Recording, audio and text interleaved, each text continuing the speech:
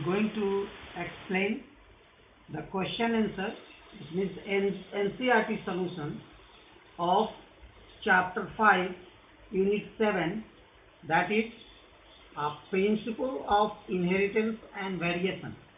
Okay, so let us come.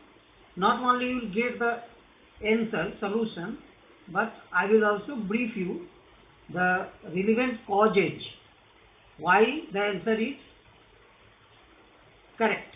Okay, and definitely these answers will help you to get good marks in board examination as well as solve the need problem. So come to the first question. Mention the advantages of selecting pea plant for experiment by Mendel. Again come to the answer. Why Mendel has selected the Pygium sativum for his experiment? So first, pea plant had several pairs of contrasting traits which were easily observable, as for example, tall, dwarf, round, wrinkle, purple, white flower, yellow, green, cotyledon color, green, yellow, seed color, axial and terminal position of flower, inflated and constricted, the pod shape. So these are the 7 pair of contrasting easily available characters were present in the pea plants. Second, the shorter lifespan. The pea plant is annual plant, so grow only within 3 months, hence observe several generations in the short period. Self-pollination as well as cross-pollination are easily done in the Pygium sativum. So, easy to grow. It is not a palm and mango like tree that it required a large number of place. You can grow even in your pot at your home. So, easy to grow. These are the points by which Mendel has selected Pygium sativum. Second question. Differentiate between the following: dominant and recessive. Come to the answer. The trait. As you know that character has 2 forms, alternative form, and each called trait. Suppose that height is a character, then tall is a trait, dwarf is a trait. Character is governed by gene, remember, and trait is governed by allele. So, in each gene there are 2 alternative alleles. May be identical, non-identical. Capital T, small t, non-identical. Okay. So, the trait which can be observed in homozygous, that is capital T, as well as in heterozygous, capital T, small t. Whatever the genotype, the phenotype is tall in both the cases. Such a condition is called dominant or dominant character, and like capital T for tall as well as capital T, small t for dwarf. Recessive, the trait which can be grown in homozygous condition only. Here only is a very important point. When there is a small t, both the identical small t present, then it can expresses itself. So such a trait like dwarfness in height of the plant in pea plant is known as a recessive trait. And okay, so this will be your answer. Second, homozygous as well and heterozygous. So homozygous, when a zygote bears both the identical alleles, then it is called homozygous. Like capital T or a small t. You can also write that if the zygote gives similar type of gametes. So in both the cases, only capital T type gametes will be given, a small t type of gamete will be given in this condition. So they are called homozygous. But in heterozygous, they contain, when zygote bears non-identical or individual, zygote divide and redivide to form individual. So if contains non-identical alleles like capital T, small t, Such a condition is called heterozygous. Clear? With the example. Don't forget to give this example. Generally a student write, but forget to give the example. If you give the example, you will enrich your answer. Third question is monohybrid and dihybrid. See, it's C option. So monohybrid and dihybrid. The cross. These are the crosses. The cross in which one pair of contrasting traits like tall and dwarf. These are the contrasting of one pair of height. So is considered, then the cross is said to be monohybrid, like capital T, small t. But when two pairs of contrasting traits are considered during the cross, then it is called dihybrid cross, like capital T and capital R, tallness, height and round shape of seed. So two different characters. Their alternatives are dwarf plant with a wrinkle seed. So such a cross is said to be dihybrid cross. Third question. A diploid organism is heterozygous at 4 loci. Here loci means the position on the chromosome where the genes are located. These are the loci, location. Loci, word derived from location, means position. So how many types of gametes can be produced if they are heterozygous for 4 loci? So there is a formula. If you get 16, your answer will be 16 type. But how will get it? The formula is 2 to the power n, where n is the number of loci at the heterogamity or heterogamy found. So here n is the 4. At 4 loci there are heterogamy. So 2 to the power 4, 2 into 2 into 2 into 2 will get 16 different type of gametes. How can you get these 16 different type of gametes? You can understand, like if it is heterozygous at, here I am trying to explain you that if it is heterogamic at 1 loci, then 2 to the power 1, 2 type of gamete, like capital T small t, so 2 type of gamete will be produced. If it differ at 2 loci, like capital T small t, capital R small r, then there are 4 type of gametes to be produced.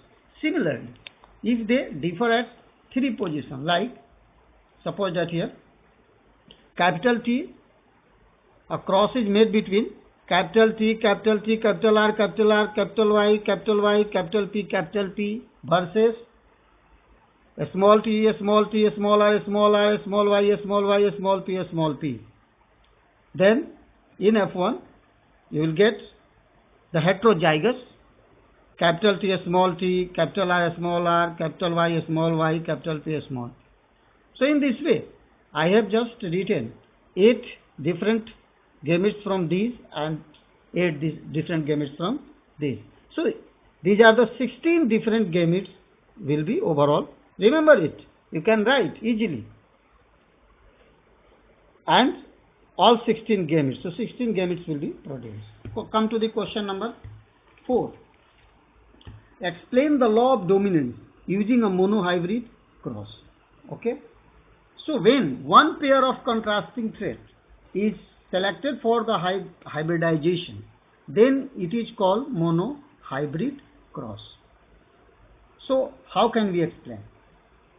These are the parameters. Your answer will be accordance to the position of different things I have mentioned. Never change this position. First of all, you write P1 generation. P1 generation is parental one. So parents are diploid, they are formed from zygote. So we write capital T, the homozygous tall, and the female parents. And male parents, it means the pollen grain taken from another plant and ovum taken from another plant, which is tall, which is dwarf. So in this way, this homozygous gives similar type of gamete, capital T. This homozygous also gives similar type of gamete, a small t, and capital T, a small t, when during hybridization, emasculation and bagging technique, the F1 will get by capital T, a small t, heterozygous, and according to law of dominance, the tall. F1 generation will be tall but heterozygous. When F1 is further selfing, selfing means not cross-pollination. They are compelled to do the self-pollination. So as it is heterozygous, the male type also produce two different type of gametes, capital T, small t. These are gametes. Female also gives the similar capital T, small t, and when they randomly fuse together in F2 generation, so these are the probability phenotypic ratio of F2 generation in monohybrid cross will go capital T tall homozygous, capital T small t tall but heterozygous. As the capital T factor is there, it is dominant factor suppressing the small t. That's why it makes it tall. This also tall, but there is no capital T, so a small t able to express itself and make it dwarf. So in this way, phenotypic ratio will be tall means 3 and 1 dwarf. So 3:1 phenotypic. Morphologically observable feature is called phenotype. बाहर से देखने में कोई पेड़ लंबा और छोटा लगता है तो वो उसका phenotype हुआ, और उसके अंदर जो जेनेटिक कंस्टिट्यूशन है जैसे कैपिटल T और स्मॉल t, ये सब इसका जीनोटाइप हो गया. तो genotypic ratio of F2 generation in a monohybrid cross, we have a 3 type of genotype: capital T, another type; capital T small type, which is 2 in number, another type; and small t, third type, which is 1 in number. So 1:2:1 ratio of genotype can be derived. Now, how can you derive the law of dominance? Each character, we will explain in this way.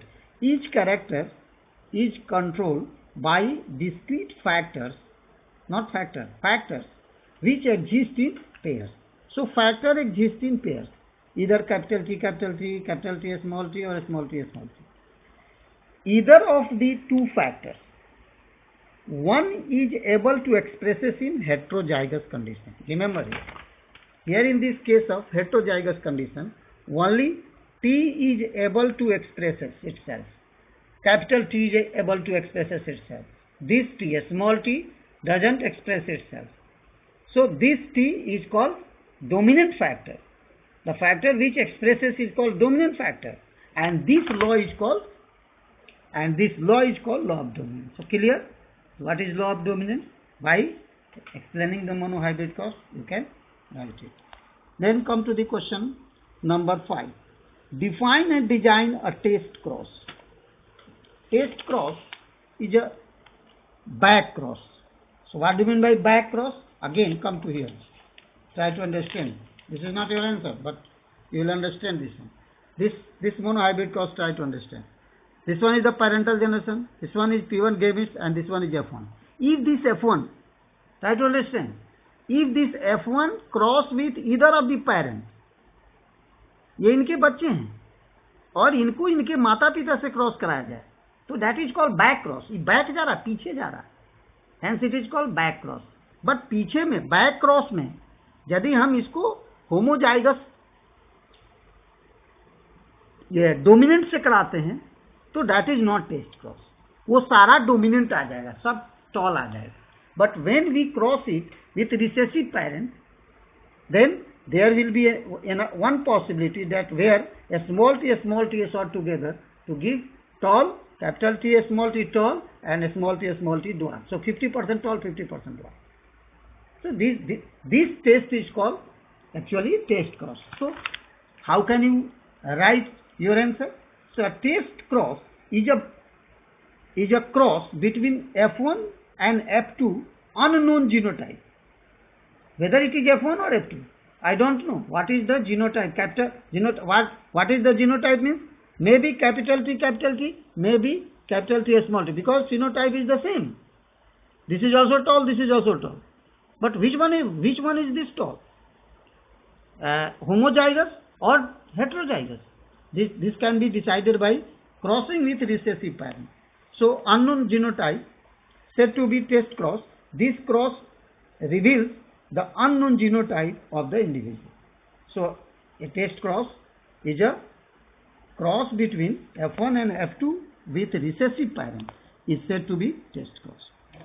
Again, suppose that here case 1, the parent is recessive parent, the factor is homozygous for the dominant. Then it is crossed with the recessive parent. Then only the capital T small t, at least one capital T will be given by this parent in case 1, and all progeny will be tall. But in case 2, if the F1 is heterozygous, so F1 is heterozygous and recessive parent we have selected which is homozygous recessive, so it will give two different type of gametes, it will give only one type of gametes. So capital T, when a sort with a small t, make it capital T, small t, that is tall. This one will be tall, and a small t makes it dwarf. So in this way, 50% tall and 50% dwarf, 1 by 2, out of 2, 1 is tall, out of 2, 1 is dwarf.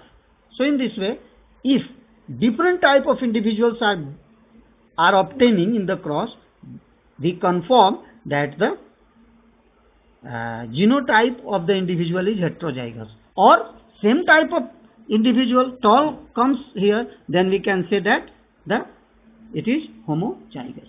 Net capital T. So the dispute of capital T versus capital T as small t is solved by crossing this one. Hence it is called test cross. Clear? Then come to the question number 6.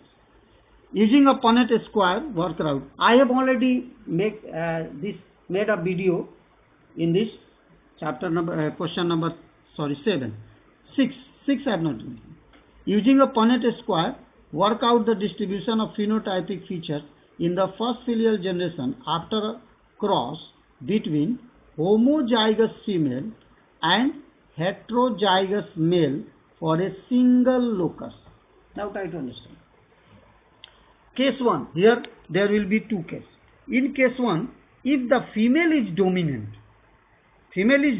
and homozygous, then it will be capital T, and the male is always heterozygous, that is capital T, small t. If the cross is made, the female will give two type of gametes, capital T. Female give one type of gamete, that is only capital T, so double. That's why you can't write this one. I make it for your understanding that there are two T, so two gametes will be produced, but similar type. So this can be deleted. So capital T, only one type of gamete, but here it produces two type of gamete, capital T and small t, capital T and small t. So probability will be all tall if it is homozygous tall. But case 2, try to understand. If the female is homozygous recessive, then the female will produce, suppose that P1 generation, a small t, its gamete will be a small t, and the male is always heterogamete, so produces two type of gametes, and if they sort male gametes here, capital T, small t, but female only a small t, this can also be omitted. So in this case, 50% tall and 50% dwarf. So capital T, small t, small t, small t, small t, small t. So in this way, 50% tall will be there, 50% dwarf will be there. So in two different cases, you will answer this question. 7 number I have already made in my separate video. You can see, observe there. Question number 8. Come to the question number 8. Two heterozygous parents are crossed. If the two loci are linked, here linked, what would be the distribution of phenotypic feature in F1 generation for a dihybrid cross? Again, the cross is dihybrid, and at two loci the genes are linked. So try to understand this question. This question tell you the answer depends upon the percentage of linkage. What is the percentage of linkage? Suppose that it is heterozygous. Both the parents are heterozygous. So I have written here in dihybrid cross, taken as a dihybrid cross. Capital T, small t, capital R, small r. So the dihybrid cross in which the traits are heterozygous. Capital T, small t, heterozygous. Capital R, small r, heterozygous. Again, similar here. Now, on the basis of chromosome, suppose that these are two different chromosomes. The T and R, capital T and capital R present on this chromosome, and its homologous chromosome, matlab father side and mother side, a small t and a small r there.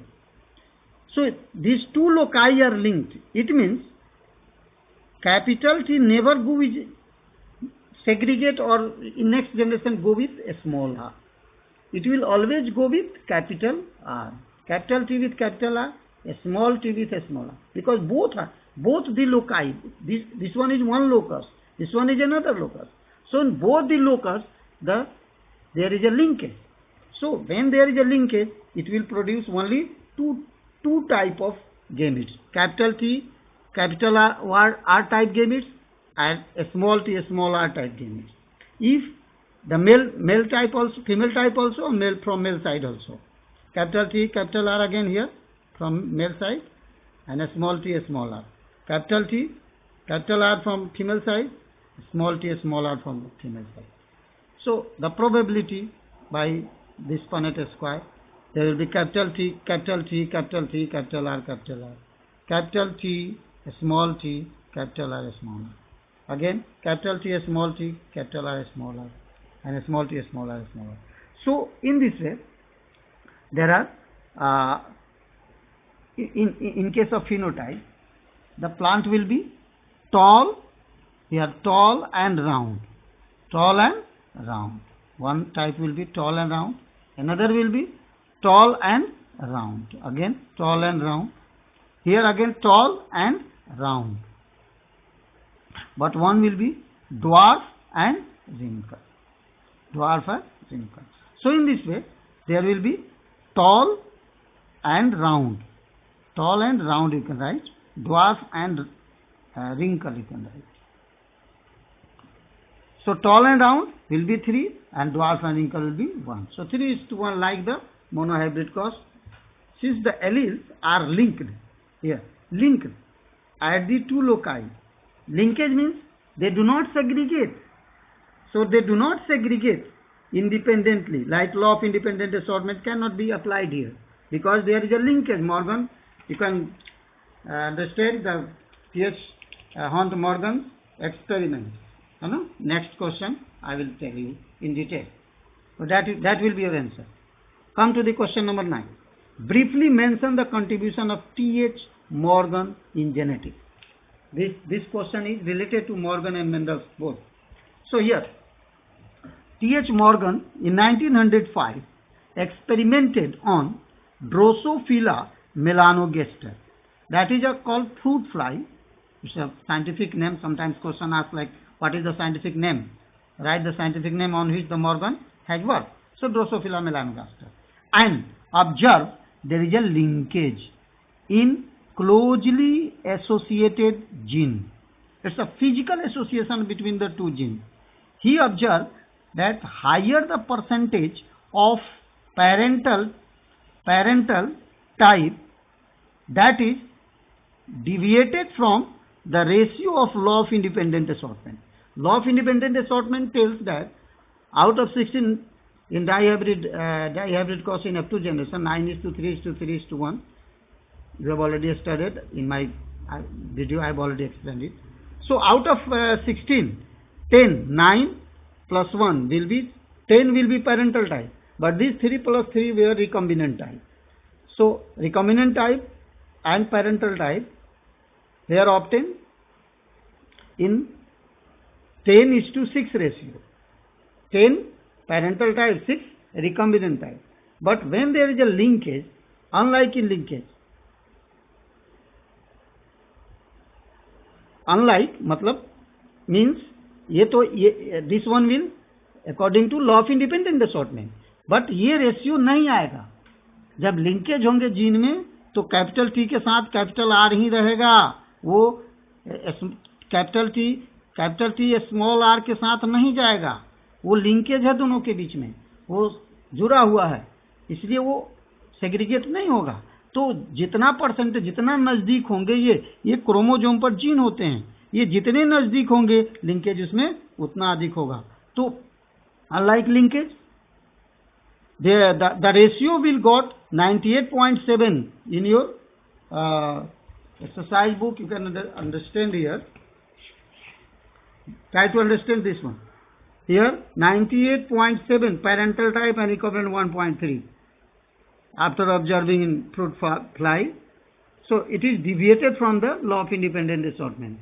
Why? Because there is a linkage between Y plus and W plus.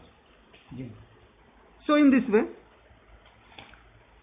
this important work done by Morgan, and he got Nobel Prize in 1933 for his experiment recombination, for discovery of recombination. He has explained the law of recombination. His main works were on linkage, crossing over, sex-linked inheritance and recombination. The linkage between two genes located on the same chromosome, I have already explained, on the same chromosome two genes are located or more genes are located. That is also called physical association between the gene, is inversely, try to understand, inversely proportional to the distance between the two genes. If the two genes, suppose that these are two genes, another genes are here, the distance, this one is D1, this one is D2. So D2 is more than D1. It means linkage is less here. D1 is more, linkage is less.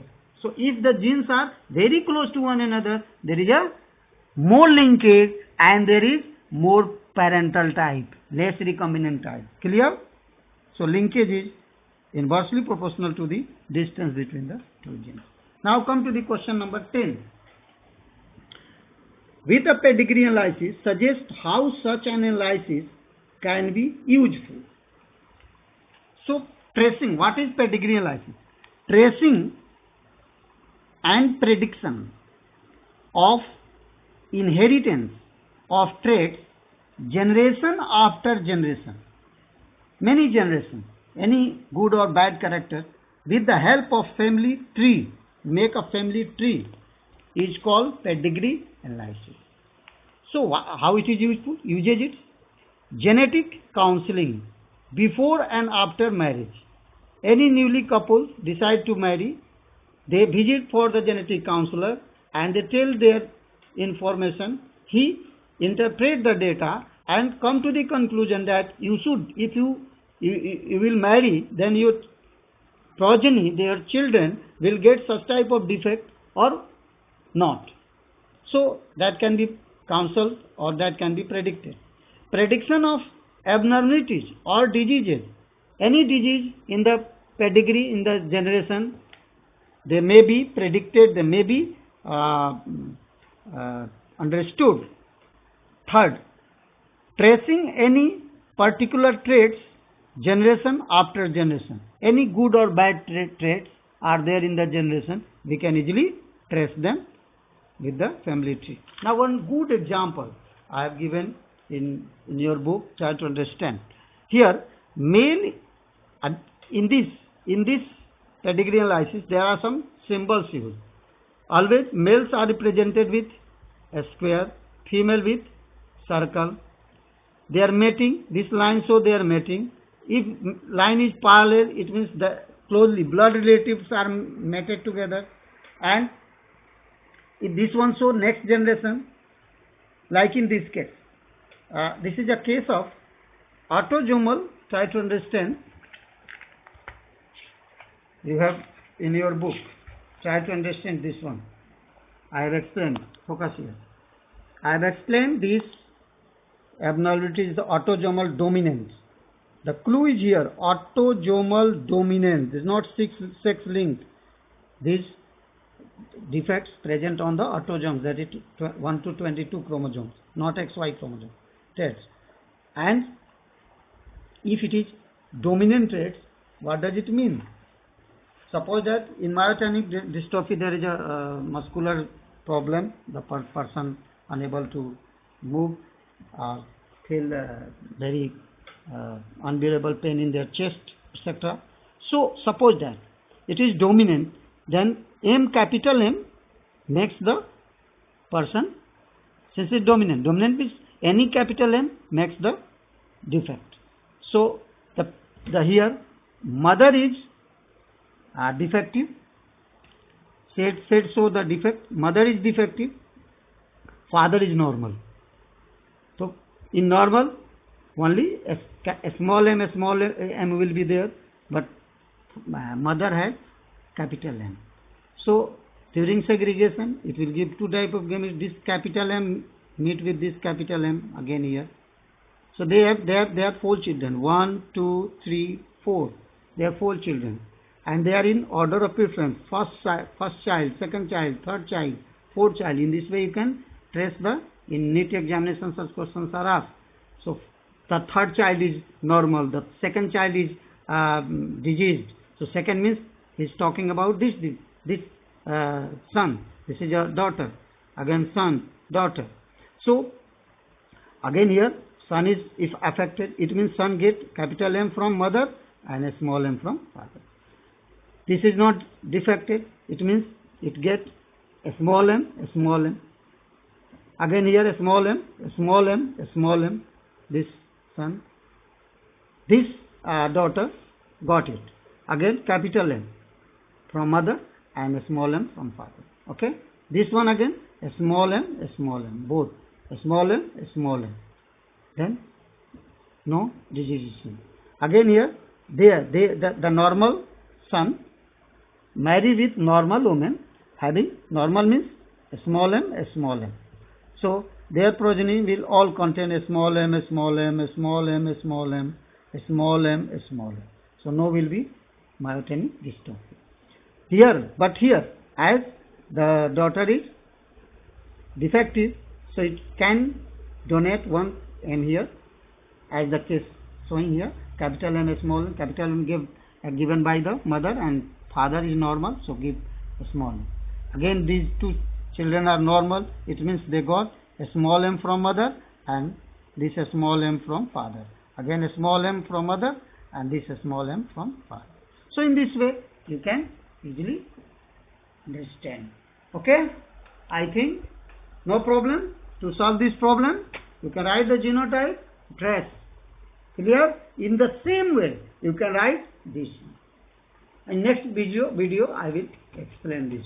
Okay, thank you.